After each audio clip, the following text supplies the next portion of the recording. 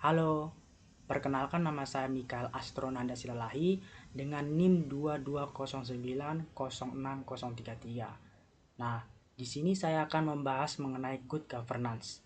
Sebenarnya, apa sih good governance itu? Yuk kita bahas.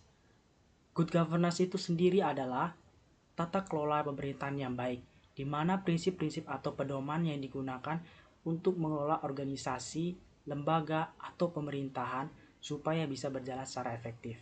Dan segala proses pengambilan keputusan pelaksanaannya dilakukan secara transparan, akuntabel, adil, dan melibatkan partisipasi semua pihak yang berkepentingan. Selain itu, ada juga bentuk prinsip-prinsip dalam penerapan good governance di desa. Pertama, partisipasi masyarakat desa. Good governance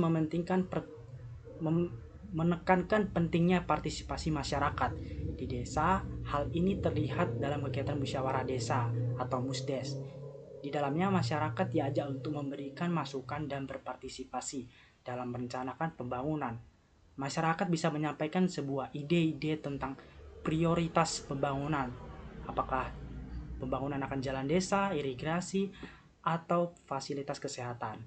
Contoh kasusnya, waktu saya melakukan penelitian bersama teman-teman saya, yaitu kelompok 8 di Desa Janji Martahan.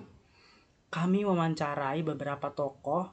Beliau mengatakan bahwa ketika Desa Janji Martahan melakukan perencanaan pembangunan, pemerintah desa mengundang berbagai tokoh penting di Desa Janji Martahan, seperti tokoh agama, adat, dan masyarakat.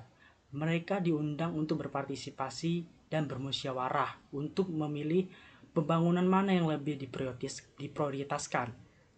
Jadi berdasarkan hasil keputusan bersama antara pemerintah dengan para tokoh penting yang lainnya di Desa Janji Martahan, maka dipilihlah pembangunan irigasi yang diutamakan.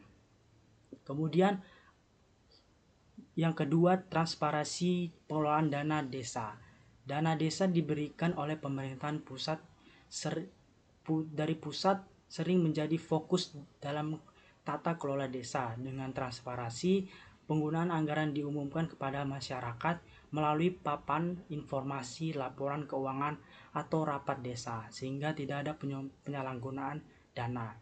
Misalnya, Jalan Desa Janji Martahan, pemerintahan desa membuat laporan publik terkait beberapa anggaran yang digunakan untuk pembangunan irigasi, lengkap dengan rincian biayanya yang ada. Ketiga, yaitu akuntabilitas pemerintahan desa. Kepala desa dan perangkat desa bertanggung jawab penuh atas kebijakan dan kegiatan pembangunan yang mereka jalankan.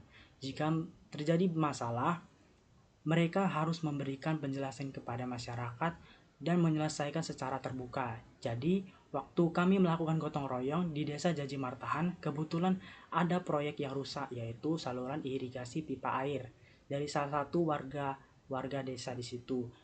Kami membantu dan memerhatikan pemerintahan desa bertanggung jawab dan memperbaiki pipa yang bocor tersebut dengan cepat. Kemudian yang keempat yaitu keadilan dalam pelayanan desa.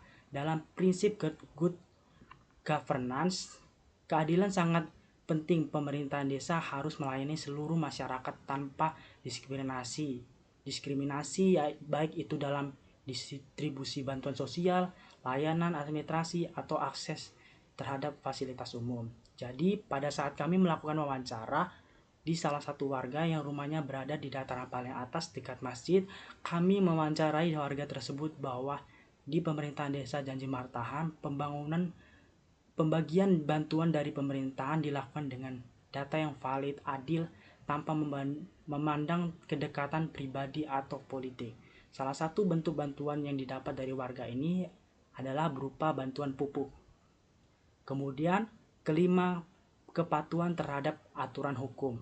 Pemerintahan desa harus menjalankan tugasnya sesuai dengan peraturan perundang-undangan.